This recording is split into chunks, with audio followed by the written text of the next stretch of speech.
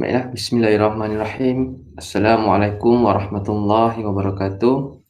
Saya Khairul Rashid bin Muhammad dari SMK Tan Sri Jafar Alba, Kota Tinggi, Johor. Okey, baiklah. Hari ini saya akan bentangkan berkaitan dengan kajian tindakan. Sebelum tu, yang dihormati para juri serta semua peserta E-Kolegium Pendidikan Peringkat Kebangsaan 2020 anjuran PPD Miri. Okey. Baiklah, sekarang saya terus ke bahagian pembentangan saya.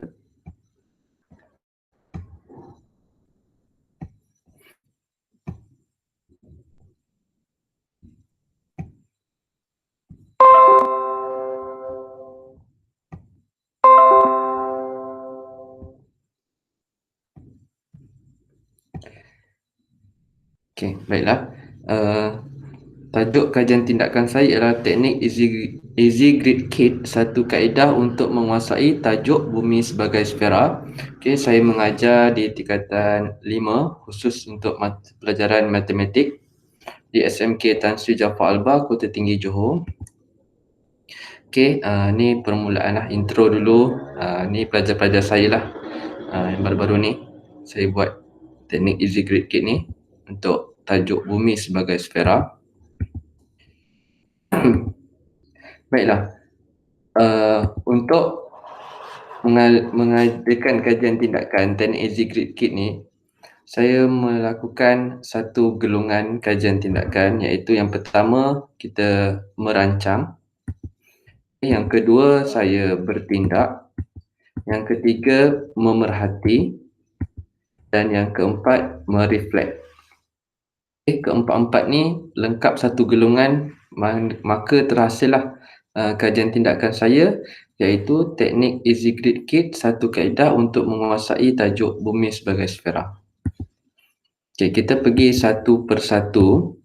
Okey, sebelum tu saya nak ulas sedikit berkaitan dengan refleksi pengajaran dan pembelajaran yang lalu.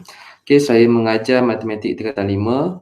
Okey, masalah utama saya bagi pelajar ialah mereka tidak menjawab soalan bumi sebagai sfera dalam kertas 2. Yang bahagian B, di mana soalan ini membawa markah 12 markah. Okey, antara contoh ada pelajar yang buat tapi tak segelintir lah. Okey, ni contoh pelajar yang buat, dia hanya buat soalan A. Okey, masalah yang saya hadapi rasanya mereka tidak faham konsep dan kehendak soalan yang diminta. Okey, kebanyakannya rata-rata memberi respon tajuk bumi sebagai sfera ni sangat susah. Tapi sekiranya mereka faham konsep dan tahu teknik menjawab, soalan ni adalah soalan yang sangat senang.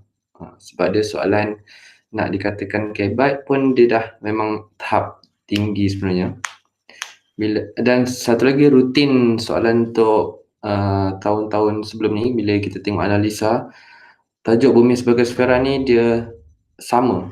Maksud saya di mana bentuk soalan tu dia sama dikeluarkannya, dia punya soalan A, B, C, D, cari latitude, cari jarak terpendek dan sebagainya. Okey. Okey, kita pergi kepada yang pertama, iaitu merancang. Okey, isu keprihatinan dan fokus kajian. Okey, daripada refleksi yang saya sebutkan tadi, dapati pelajar tidak dapat menguasai kemahiran asas tajuk bumi sebagai sfera dan juga tidak dapat membayangkan keadaan bumi dalam bentuk bentangan.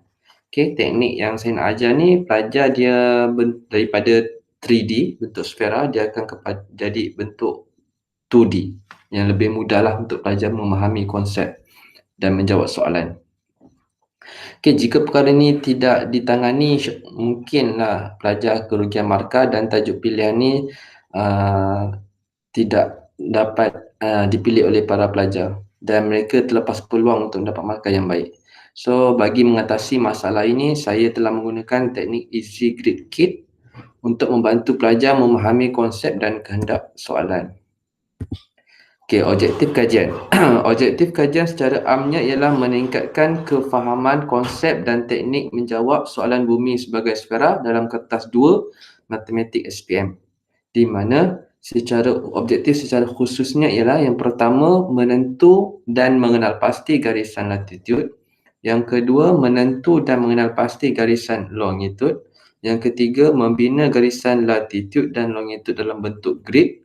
Yang keempat, menentu kedudukan sesuatu tempat di permukaan bumi berdasarkan latitude dan longitude yang diberi. Yang kelima, membina bentangan atau grid berdasarkan latitude yang diberi dan juga longitude yang diberi.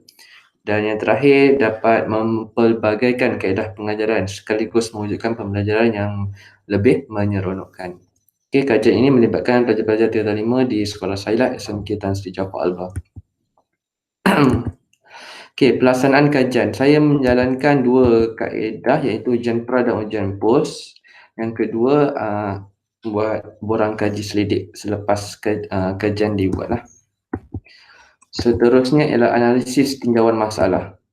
Okay, daripada ujian pra yang dijalankan, didapati pelajar-pelajar dapat markah lingkungan 20 hingga 39, ada yang 45 hingga 59 dan tidak dapat menguasai dengan baiklah untuk tajuk bumi sebagai sfera ni. Ini antara contoh-contoh kesilapan pelajar yang hadapi. Mereka hanya dapat menjawab soalan A. Kemudian kalau kita tengok yang pelajar kedua ni, pelajar tu buat bentuk bumi dalam bentuk 3D yang menyukarkan sekiranya sesuatu kedudukan tu berada di belakang permukaan bumi. Manakala contoh yang ketiga tu pelajar buat dalam 2D tapi dalam bentuk bulatan. Okey, masih lagi dalam tinjauan masalah daripada kaji selidik yang dijalankan. Rata-rata pelajar menunjukkan peratus yang rendah lah berkaitan dengan tajuk bumi sebagai sfera.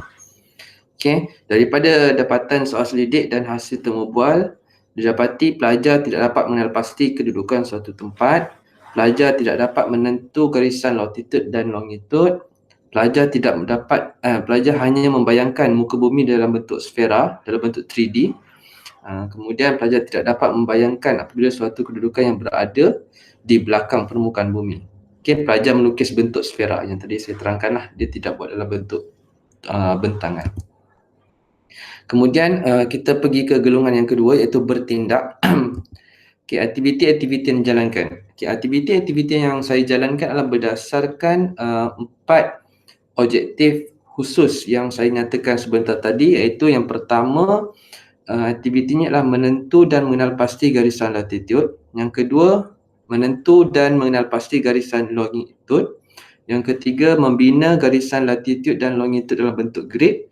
Dan yang keempat, membina bentangan atau grid berdasarkan latitude dan longitude yang diberikan sekaligus menentukan kedudukan sesuatu tempat di permukaan bumi.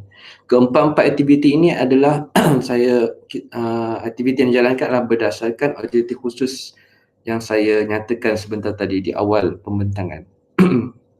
Okey, bahan yang digunakan set easy grid kit, whiteboard marker, tali berwarna dan yang bermagnet. Okey, kemudian golongan yang ketiga, bertindak dan memerhati. Okey, dalam golongan yang bertindak dan memerhati ni khusus kepada aktiviti-aktiviti yang dijalankan lah. Pada 4 aktiviti tadi. So aktiviti yang pertama, menentu dan mengenal pasti garisan latitude. Okey, ini set easy grid kit saya, di mana yang tengah ni adalah kepingan aluminium yang mana pelajar akan membina garisan latitude iaitu melintang berdasarkan maklumat yang diberi. Okey, yang ini contohnya lah. Okey, yang tali berwarna biru tu adalah garisan latitude yang pelajar bina. Okey, pada awalnya pelajar menggunakan ini adalah bahan maujud, tapi bila dalam peperiksaan pelajar dah mahir, mereka hanya melukis pada kertas soalan. Okey. Pemerhatian yang didapati berdasarkan aktiviti 1 yang dijalankan, pelajar sangat teruja dan sangat seronok apabila melakukan tugasan. Pelajar dapat membina garisan latitude dan melabel dengan baik. Okey. Untuk aktiviti yang kedua, menentu dan mengenal pasti garisan longitude. Sebenarnya aktiviti yang kedua ni adalah kesinambungan daripada aktiviti yang pertama. Sama konsepnya, cuma saya bezakannya dengan tali yang berwarna merah untuk pelajar lebih nampaklah perbezaan garisan latitude dan juga longitude. Okey, konsepnya sama. Di mana pelajar dah sedia maklum, di sebelah kiri adalah kawasan barat dan di sebelah kanan adalah kawasan timur. Aktiviti yang ketiga, membina garisan latitude dan longitude dalam grid. Ni sebenarnya gabungan daripada aktiviti 1 dan juga aktiviti 2. Sekiranya pelajar dah kuasai, mereka dapat membina garisan ni lah. Dan seterusnya didapat persilangan kat situ.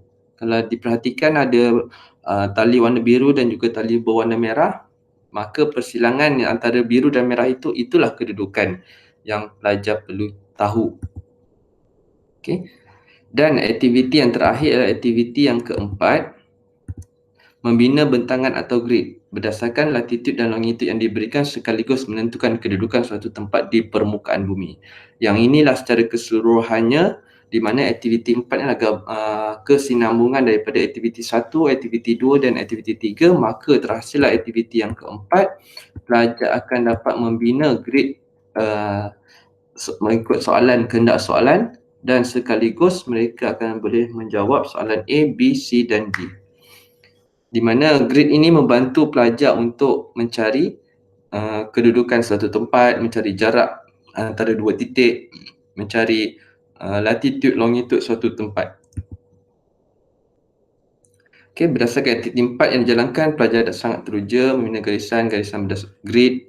Kemudian pelajar dapat membina grid dengan baik. Yang ini yang saya kata, dia pelajar membina grid ni dalam bentuk dua dimensi, di mana tidak ada masalah sekiranya satu kedudukan tu berada di belakang permukaan bumi. Okay, ni contoh video, saya pun ada sharekan link video ni ke pihak penganjur. Okay, saya teruskan. Okay, menjalankan ujian POS. Okay, selepas saya menerangkan apa itu kaedah easy grid kit, saya menjalankan ujian POS untuk menguji tahap keberkesanan teknik ini. Didapati keseluruhan pelajar dapat menggunakan teknik ini dan sekaligus menjawab soalan bumi sebagai sfera dengan baik. Okay, yang ini adalah perbandingan markah ujian pra dan ujian POS. Okay, kalau kita perhatikan ujian pra ada lagi pelajar yang markahnya di antara 20 hingga 39, tapi di ujian POS pelajar semua dapat menguasai lebih, markahnya dia dapat lebih daripada 60 dan ke atas. Okay, ini perbandingan. Okay, ujian pra sebelum, kemudian ujian POS selepas, warna hijau, dan perbandingannya lah.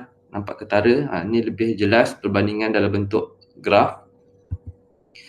Okay, golongan yang terakhir adalah mereflek selepas kajian tindakan dijalankan.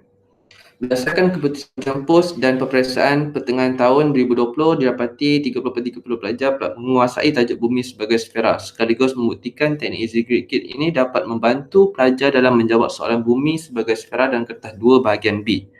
Okay, hasil kajian telah menunjukkan bahawa kaedah ini sangat berkesan sehingga pelajar dapat mengenal pasti kedudukan suatu tempat di permukaan bumi dengan baik.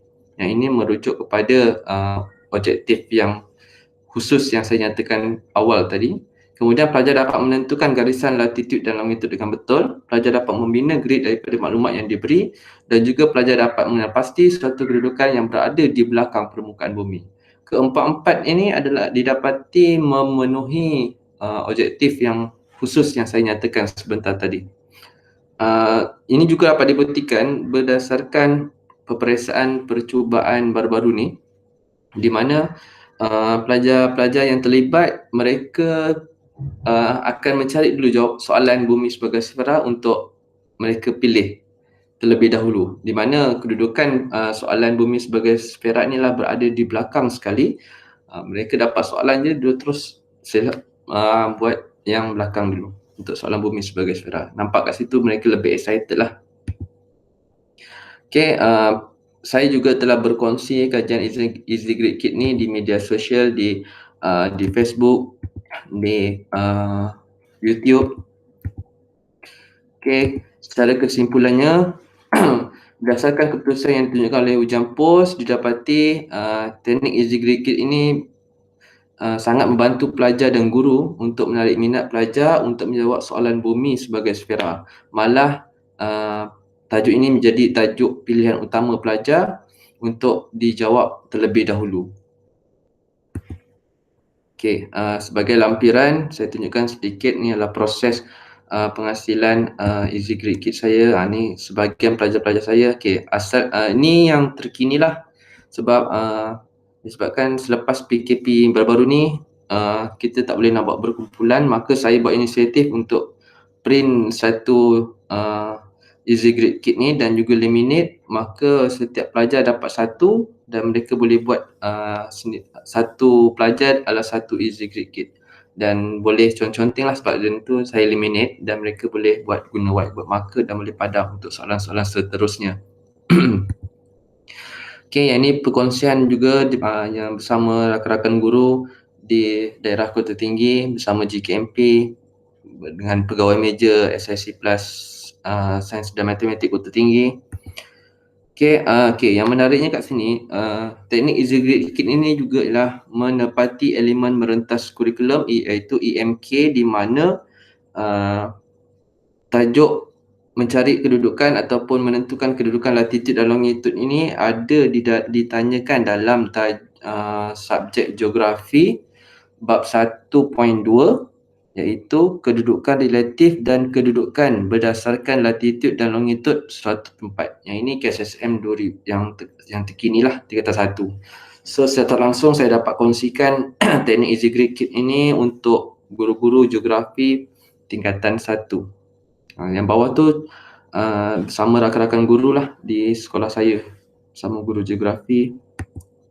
Okay, ini poster secara keseluruhan saya buat untuk lebih apa yang saya terangkan tadi tu saya buat dalam bentuk poster.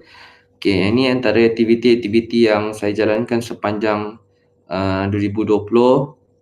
Yang tengah tu teknik perkenalan Easy Grade Kit lah kepada pelajar-pelajar. Okey, yang menariknya kat sini saya nak terangkan yang yang ni, yang tengah ni. Yang tengah ini adalah tajuk Bumi sebagai Sfera. Pelajar mengaplikasikan apa yang telah mereka pelajari menggunakan teknik Easy Grade Kit dalam kehidupan seharian, di mana saya memberi tugasan kepada pelajar menggunakan